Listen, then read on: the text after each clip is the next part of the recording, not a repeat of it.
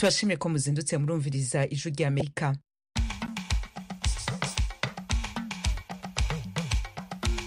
Radio ijwi ry'Amerika isamira na Washington DC mu Kirundi no mu Kinyarwanda. Mu Burundi muyumva ku mirongo migufi kuri metero 25, 31 na 41. Mu Rwanda tukaba kuri FM 104 n'ibice bitatu, kwari Kigali na FM 93 n'ibice bitatu i Karongi. Ikaze makuru muri kino gitondo mugiye gushikirizwa na Diane Nininahazwe. Mu Burundi ibiciro vy'amazu vyaduze cane, banyeneyo bahitamo kuyaha abakongomani bahungiye muri ico gihugu kuko bari ha mu madolari. Abahora bapanze b'abarundi basanga amagorwa adasiga yandi bivanye n'ukuntu nyene n'ubuzima buzimvye, inzu zitegezwa kuduga kubera n'ibindi bintu byinshi byadoze. Nico bitwaza abahungu b'abanyamahanga, urabona igihugu mbanye no baje kuduta inzu, bo baza bafise idolari, twebwe natwe tukaba dufise ubwera bwacu bwateye agaciro. Aba ni bamwe mu bapangayi bo mu Burundi. Mwirya nino kw'isi umushikiranganje ajeje imigenderanire ya Amerika n'ayandi makungu na mugenzi we wa Canada baraye bakoranye ibiganiro ku vy'ubudandaji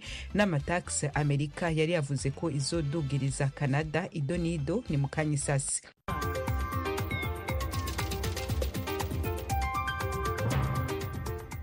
Nongere ndabahe ikaze nshuti bakunzi b'ijwi ry'Amerika. Makuru turahera muri Republika Demokarasi ya Kongo. Joseph Kabila yahoze ari president w'ico gihugu yaraye atanguje ibiganiro n'abanyepolitiki batavuga rumwe na leta ya Kongo.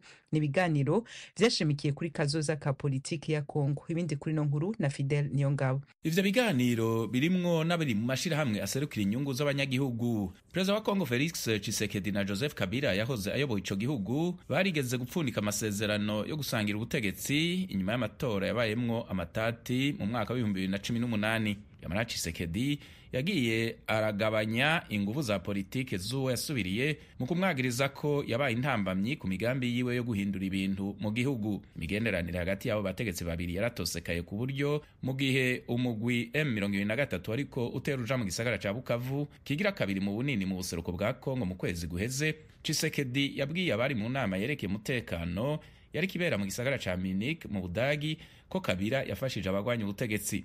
Joseph Kabila ntaco yatangaje ku mugaragaro ku bijanye n'uruhagarara ruri mu buseruko bw'igihugu canke ngo yishure ku birego vya Tshisekedi. Gushika shira habona urwandiko mu kinyamakuru co muri Afrika y'Epfo ku itariki 23 y'ukwezi kwa kabiri k'uyu mwaka. Muri urwo rwandiko Kabila yagirije Tshisekedi ko yarenze ku ibwirizwa shingiro ariko aho nyanga agateka ka muntu kandi ajana igihugu mu ntambara. Fidel Niyongabo urakoze. Tugume ku mugabane wa Afrika. Ubu tuja muri Sudani y'Epfo aho ubutegetsi bwa gisirikare muri ico gihugu bwaraye butaye muri yompi umushikiranganje ajejwe amahoro Stefan Palkoul yatawe muri yompi avanywe mu biro vyiwe ejo ni Mukankusi. Gufata abo bantu bije bikurikira imirwano ikaze yabaye mu byumweru bishize mu mujyi wa Nasir ufite igihugu akamaro kanini hwerereye mu majyaruguru y'igihugu, ahabaye ubushyamirane hagati y'ingabo z'igihugu n'abarwanyi b'abazungu bari mu mutwe wiganjemo abarwanyi b'Abanuer bo mu bwoko bw'amashare.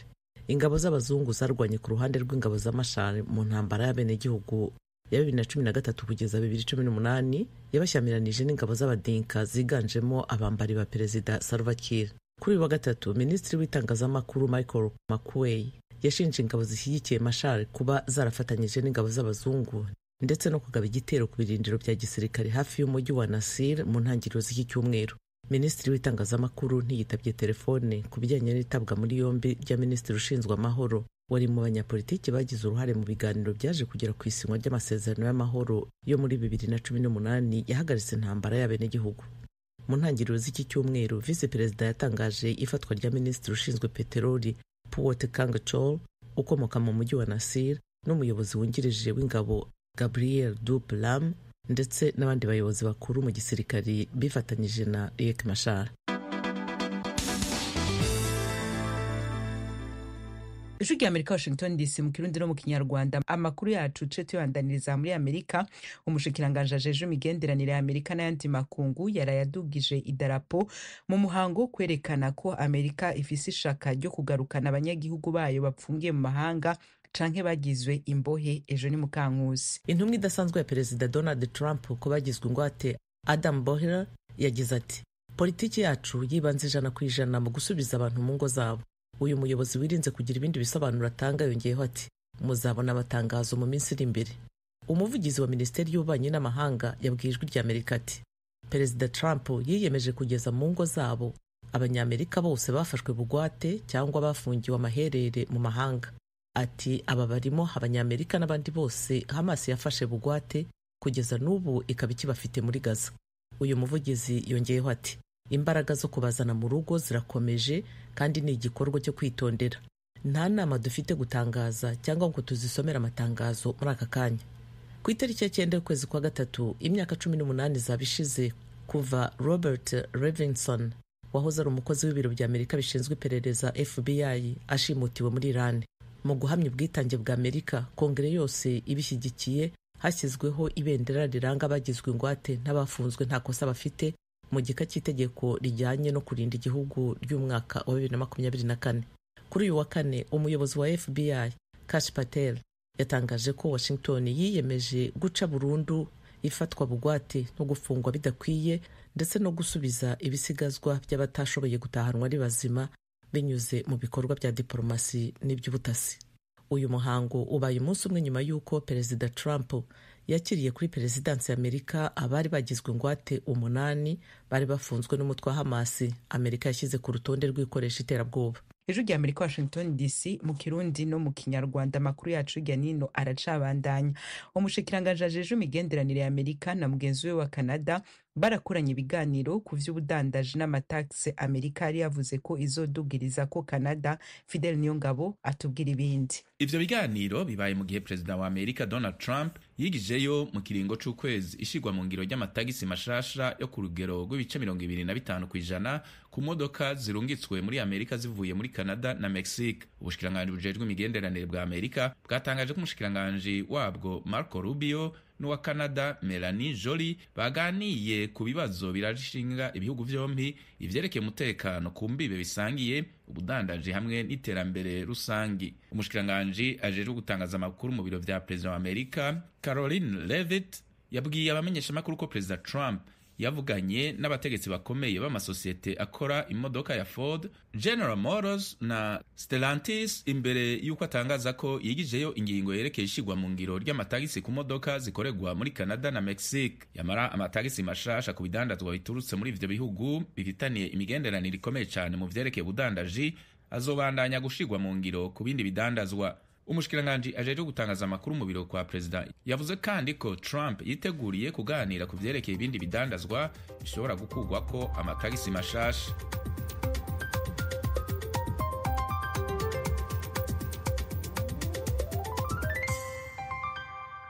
Ijwi rya Amerika amakuru yose abagezweho hirya no ku isi n'ayandi mushobora kongera kuyasanga kuri wezi3 akaburungu radio yacu VOA akaburungu.com, adresse ya YouTube yacu, Instagram, Facebook na X ni VOA radio yacu. Mukanya ni mu karere k'ibiyaga binini vya Afrika.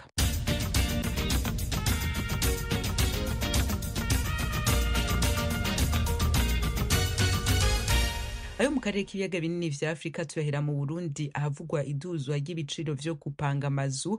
Abemeza ko ibiciro vyabaye ndanse bavuga ko biriko biterwa n'ubwinshi bw'abakongomani bahunze intambara bariho amafaranga menshi gusumba, gutyo banyene amazu bagasohora abari bayarimwo b'abarundi kuko bavuga ko bariho make kuri bo. Thierry Ndayishimiye Kigali mu Rwanda atubwira ibindi kuri no nkuru. Irazimbye n'amahera menshi, nk'ubu ufise nk'agatahe nka gatoya ukaca upanga nk'inzu y'ibihumbi 150. Bamwe amatate yo mu rupange isize n'ubupanze bana yuko amahera yabuze nabatse badukuza amabeye kandi wayubatse inzu yiwe wategetswa kuduza ibe. Abo ni bamwe mu banyagihugu baba mu ntara zitandukanye z'u Burundi basanzwe baba mu mazu yo gupangisha, bavuga ko babangamiwe n'ubuzima barimwo busanzwe bubagoye bw'ubukene, hakiyongera ko n'iduga ry'ibiciro by'inzu bapanze. Aba ni bamwe mu baganiriye n'abakunzi b'Ijwi rya Amerika. Bivanye n'ukuntu nyene n'ubuzima buzimvye, inzu zitegezwa kuduga kubera ibindi bintu byinshi byadoze, nico bitwaza kugira badoze inzu. Amabeye kandi wayubatse inzu yiwe wategetswa kuduza ibe. Agashaka ibyo ko najya gupanga nyene kiragoye kubera ubu nyene birazimbye n'amahera menshi. Bashinze nk'ibiciro byo gupangisha byogenda neza. Uyu mukenyezi asanzwe adandaza ibintu bibayabaye akaba atunze umuryango w'abantu 5, avuga ko ibyo bisumamwo muri kino gihe bitakibasha kubarihira inzu babamwo. Nk'agatahe nka gatoya ukaca upanga nk'inzu y'ibihumbi 150, hari igihe usanga ya mahera utari kurayakuramwo ugasanga nyene urabona n'ico ugaburira umuryango. dusaba nyene ko ibintu nyene vyozimbuka. Kuri ico kibazo c'amazu yo gupangisha aduza ibiciro, abo banyagihugu bavuga ko ubuhoho byayangaye bitewe n'impunzi z'abanyekongo zahungiye ku bwinshi mu gihugu c'u Burundi. Aha bagasigura ko hari bamwe muri abo bahunze bafise amafaranga y'agaciro mvamakungu y'amadolari baca baja kurondera amazu babamwo bakariha ku buryo bworoshe. Aha rero ni abo banyagihugu bavuganye n'abakunzi b'Ijwi ry'Amerika basigura ko muri kino gihe basorwa mu mazu mu gihe badashoboye kuriha igiciro baba babwiwe n'ubakodesheje bagasohokamwo. Biratuma batwirukana kugira ngo bazane abandi bashasha baca babaka amahera menshi igiciro kirenze. Ikibazo urabona abahungu b'abanyamahanga urabona igihugu mbanyi nibo baje kuduza inzu, bo baza bafise idolari, twebwe natwe twari dufise ubuhera bwacu bwateye agaciro. Ariko kandi naho biruko hari bamwe muri abo banyagihugu twaganiriye bagaruka bakavuga ko ba nyene amazu nabo batarira busema mu kuduza amazu yabo kuko ubuzima muri kino gihe bwazimbye ndetse n'amakuru akaduzwa cane. Sinohotera bene inzu nabo baziduza nabo nyene sibo, ibintu byose biba nabi kuko igihugu gitewe n'ubukene gitewe n'inzara nayo mazu bene yo sibo nayo mera nabo bayaronka bayagurike. Abo banyagihugu bakotesha amazu mu Burundi bavuga ko ingaruka mbi ari nyinshi muri kino gihe kuko ibiciro byongerekana cane ariko aho bakura hakabandanya habura. Bagasaba ko botuma baronswe igitoro ibikorwa bikabandanya uko byahoze kuko bituma n'abadafise akazi bakaronka. Kuri iki kibazo umwe mu bashinga amateka yavuganye n'abakunzi bacu yatowe n'abene gihugu avuga ko leta yari ikwiye gushiraho ibiciro ntarengwa ku mazu yo gukodesha kugira ngo hatagira bikikamukiza mu gufatira kugakana n'abapanga amazu. Igabanya umuntu biri kubafasha abanyagihugu yuko bashobora nabo koroherwa hageze ko gupanga amazu. Ivyo kubona mugani zoba ingingo zibanze kugira ngo zibe zirafasha abanyagihugu no kwita bato cyangwa bafite uburyo buhabaye baramukorera batanga. Hama bonye bakumbura icyumvira yuko rero n'icyo bwizwa ryoboneka riba nk'urufatiro abapangisha cyangwa abashima itaye mu byo kubaka bo kwisunga kugira ngo uza gupanga yoroherwe.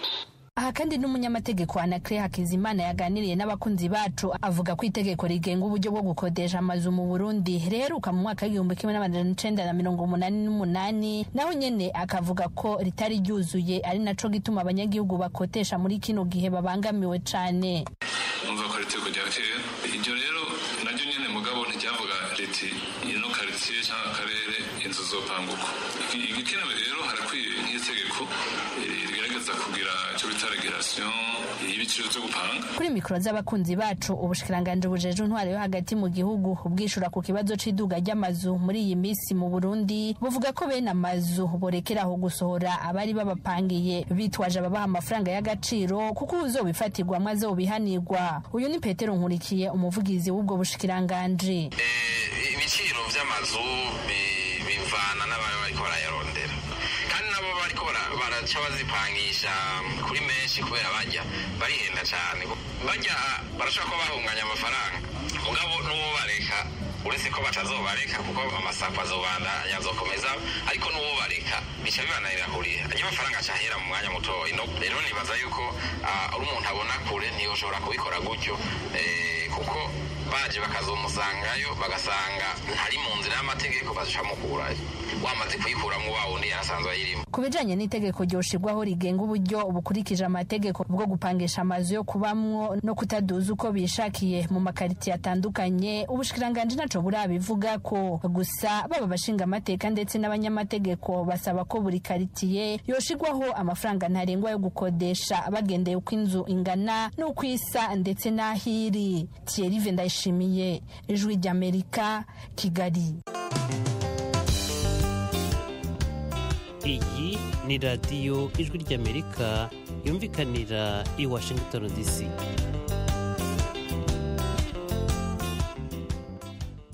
Thierry Ndayishimiye urakoze. Tuve mu Burundi tuja mu burasirazuba bwa Kongo neza na neza muri territoire ya Masisi iri mu ntara ya Kivu ya ruguru.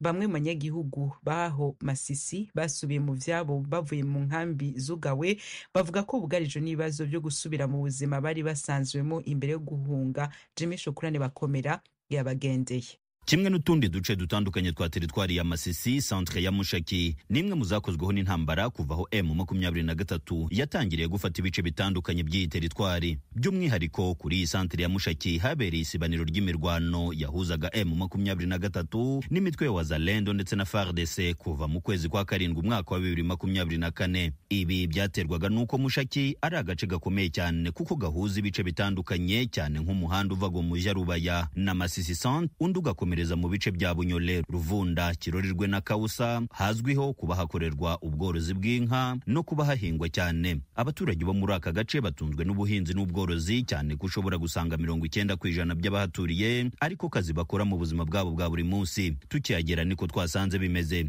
Ibikorwa by'ubucuruzi bw'amata, fromage n'ibindi bitandukanye bikomoka ku matungo ubona birimo gukorwa n'ubwo atari cyane nka mbere. Aha kandi naho hari abaturage bagarutse mu byabo bavuye mu nkambi z'impunzi mu mujyi wa Goma na teritwari ya Nyiragongo. Aba baturage bavuga ko kuva aho basubiriye mu byabo bavuye mu nkambi ubuzima butoroshye habe na gato. Gusa aha ntibyoroshye ko umuntu yakwemerera kuvugira kuri mikoro ya radio cyangwa kumufata video. Ubona ko buri wese abitinya. Madamu Ikizanye Gertrude ni umugore uri mu kigero cy'imyaka 34 wemeye kuvugana n'ijwi rya Amerika. Tumusanze arimo gukora ubucuruzi buto ku muhanda. Yari yarahungiye Bulengo mu mujyi wa Goma.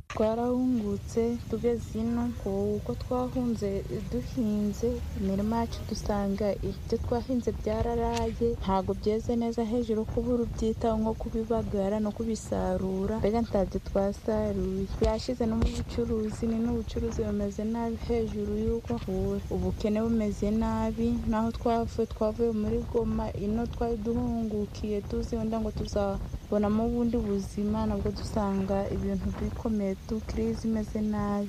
Uyu mugore wahisemo gucuruza indagara akabikorera hano Mushaki kubera ko bataramenyera, avuga ko kuba kugeza ubu hakiri ikibazo cyo kutaboneka kw'amafaranga mu mujyi wa Goma nabo mu cyaro bidahwema kubagiraho ingaruka.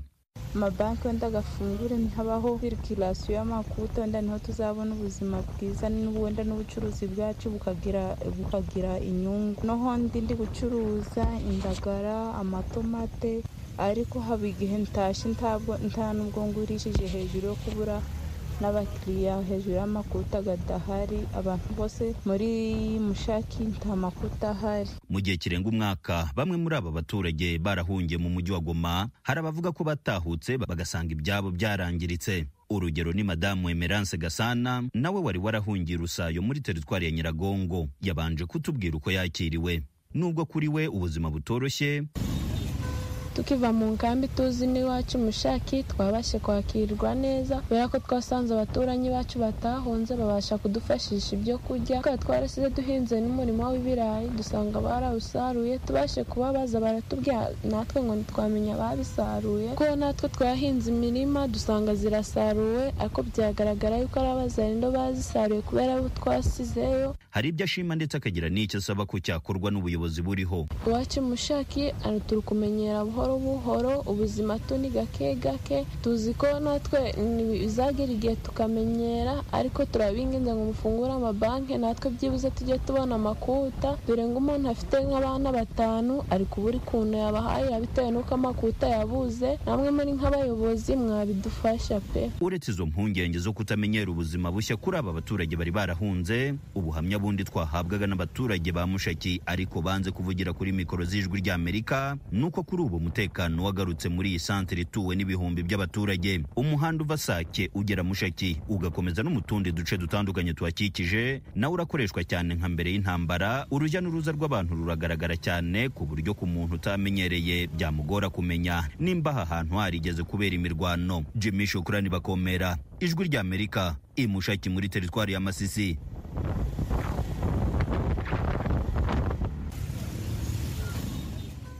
Ejo rya Amerika makuru yacu tuyabandanirize mu gisata c'amagara y'abantu. Ishami rya ONU ryita amagara y'abantu ku isi OMS mu mpfunyapfunyo ritangaza ko amategeko abuza abantu kunywa itabi bari mu mazu no mu bibanza bihuriramwo abantu benshi amaze gukingira abanyagihugu barenga igice ca 4 c'aba ku isi kuva igihe ashigwaho.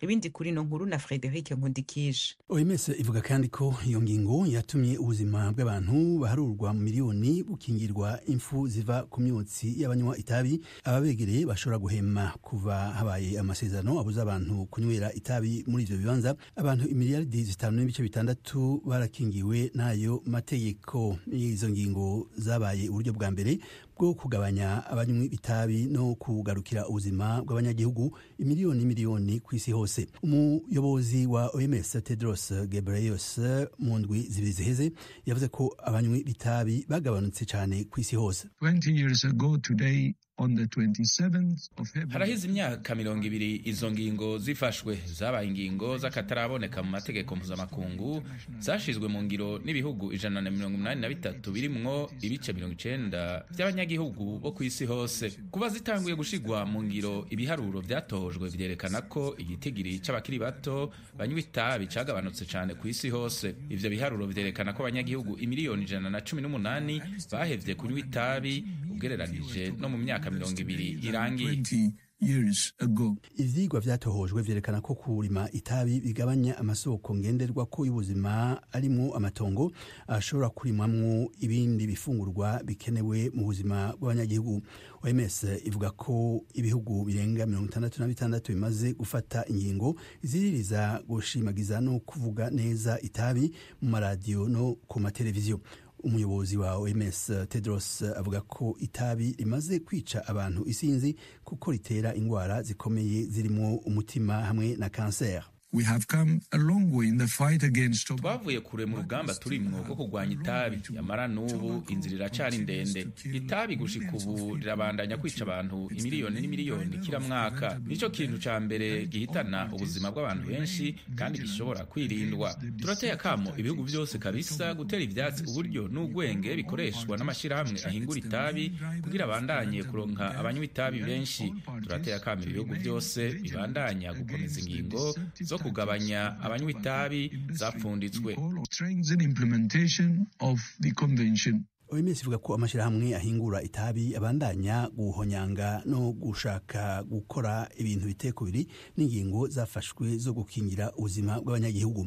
Ivuga kandi ko amashirahamwe ahingura itabi abandanya gushuka abakiri bato no kurondera abayafasha kurwanya ingingo zafashwe. Adriana Blanco, umutegetsi wo mw'ishirahamwe ya OMS ajejwe gushira mu ngiro no kubahiriza ingingo zafashwe ku bijanye n'itabi, yagize ati: muri iki gihe turiko turahimbaza imyaka 20 iheze izo ngingo zitanguye gushirwa mu ngiro, biraboneka ko zagize uruhara rukomeye mu kugarukira ubuzima bw'abantu baharurwa mu miliyoni n'imiliyoni, kandi zagize n'ingaruka nziza ku bihugu vyakoze ibishoboka byose kugira ngo izo ngingo n'amasezerano ku vyerekeye itabi bifatwe. Ayo masezerano yo kurwanya amabi aterwa no kurwanya itabi yaratumye haboneka amategeko atuza utwigoro tw'amahinguriro akora itabi akoresha miliyoni n'imiliyoni y'amadolari mu isekeza ryayo ryo gukundisha abantu itabi. Tukivuga ku vyo kubungabunga amagara y'abantu, OMS itangaza ko indwara ya endometriosis irembeje abagore miliyoni 190 bari mu myaka yo kwibaruka. Iyi ndwara ishobora gutangurana n'imihango ya mbere y'umukobwa ikazorinda igera mu myaka yo guca imvyaro akigwara. Inkuru y'Ijwi ry'Amerika murayisomerwa na Temistocle Mutijima i Kigali mu Rwanda. Mu myaka 20 ishize, Sharon Kechi Adu nibwo yabonye imihango ye ya mbere afite imyaka 15. Kuva ubwo buri kwezi uko imihango yije araribwa bikabije cyane ku buryo ajya no mu bitaro. Mama umbyara by'umwihariko ntiyabifashe nk'ikintu gikomeye ku buryo nagiye nkomeza kubyitaho ngeze muri kaminuza, kuko hari igihe ugera ukibaza uti kuko ari njyewe bibaho. Ishami rya Loni ryita ku buzima rivuga ko iyi ndwara endometriosis yibasira 10% by'abagore n'abakobwa bari mu myaka y'uburumbuke ku isi. Itera kuribwa cyane mu kiziba cy'inda ndetse no mu mayasha, kandi ishobora kongera ibyago by'ubugumba kugera ku ijanisha rya 50% mu bagore. Nubwo iteje ako kaga, ibura ry'imibare ya nyayo y'uko ihagaze muri Afurika yo munsi y'ubutayu bwa Sahara ryatumye isuzumwa ryayo riri ku rwego rwo hasi ugereranyije n'uko bihagaze mu Burayi no muri Amerika. We have about 30 to 40% of our patients are kuva kuri 30 kugeza kuri 40% by'abarwayi dufite barwaye endometriosis. ni abagore bari mu myaka y'uburumbuke. Bivugwa kandi ko 11% by'abana b'abanyeshuri bacu b'abakobwa bafite iyi ndwara ya endometriosis itarasuzumwa. Ikibazo hano ni uko iyi ndwara itagaragazwa cyane bitewe n'uko nta bumenyi abantu bayifiteho. Isuzuma ry'inzobere ni imboneka rimwe n'uburyo bwo kuyisuzuma burahenze kandi ntibikunze kuboneka muri twinshi mu turere two muri Nigeria. Abenshi hano kandi ntibabona endometriosis nk'ikibazo gikomeye. Aho niho Olivia Nwankudu n'umuryango udaharanira inyungu we Indo Survivors International Foundation baziramo. Uyu muryango yawutangije mu 2017 nyuma y'imyaka myinshi amaze kumenya uko ahagaze, agamije kongera amakenga ya rubanda kuri iyi ndwara no kongera umubare w'abayisuzumisha. Nkinjiramo nahuye n'abandi bagore bafite inkuru zijya gusa nk'iyanjye, bisa nkaho turimo kuba mu buzima bumwe, kandi numvise nduhutse nti sindi njyenyine, sindi umusazi, ntabwo ndimo gukabya. Uyu muryango wafashije abarwayi ba endometriosis barenga 2,000 kubona ubuvuzi, ndetse uhugura abanyeshuri b'abakobwa babarirwa mu bihumbi kuri iyi ndwara. Ukora kandi inama ngarukagihe zigamije ubujyanama mu bijyanye n'amarangamutima ku bagore bayirwaye. When I joined and I met other women that Nkinjiramo nahuye n'abandi bagore bafite inkuru zijya gusa nk'iyanjye, bisa nkaho turimo kuba mu buzima bumwe, kandi numvise nduhutse nti sindi njyenyine, sindi umusazi, ntabwo ndimo gukabya. Nima kumva hari aho mbarizwa banyumva ko ntari njyenyine muri uru rugendo, mfite abandi bantu banyuze mu bisa nk'ibyo nanyuzemo. Nwankudu avuga ko hatabayeho ubufasha bwinshi bwa guverinoma n'ubw'abikorera, gusakaza ubukangurambaga ku ndwara ya endometriosis bizagorana, kandi abandi bagore benshi bashobora kurushaho kuhazaharira. Ijwi ry'Amerika nonga duce dusozera amakuru ya mbere twe tubafitiye muri kano gatondo. Reka nshimire abagize uruhara bose muri yo. Kuri mikro mari kumwe na Diane Ninahazwe, Nadia Taha yari muhinga bw'ivyuma, Etienne Karekezi yaraduhagarikiye. Twemwe kw'izina rya bagenzi bacu tubipfurije umunsi mwiza mu bari no mu vyanyu. Ahanje turongera mu kiganiro muri Sanga cuno munsi.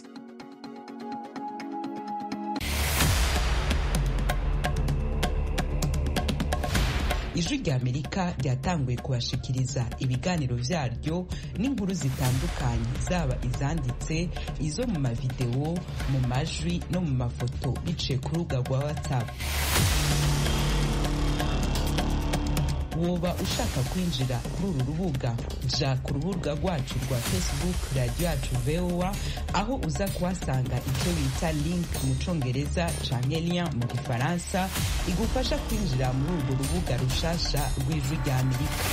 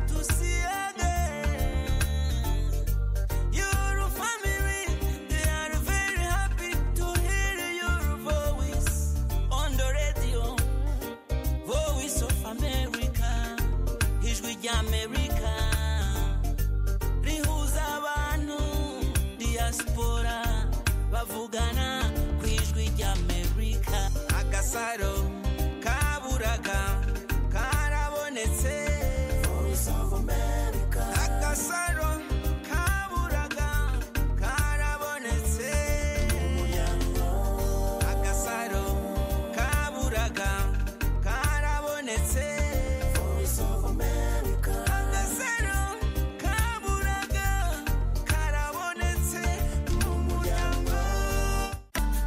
tusikilize sauti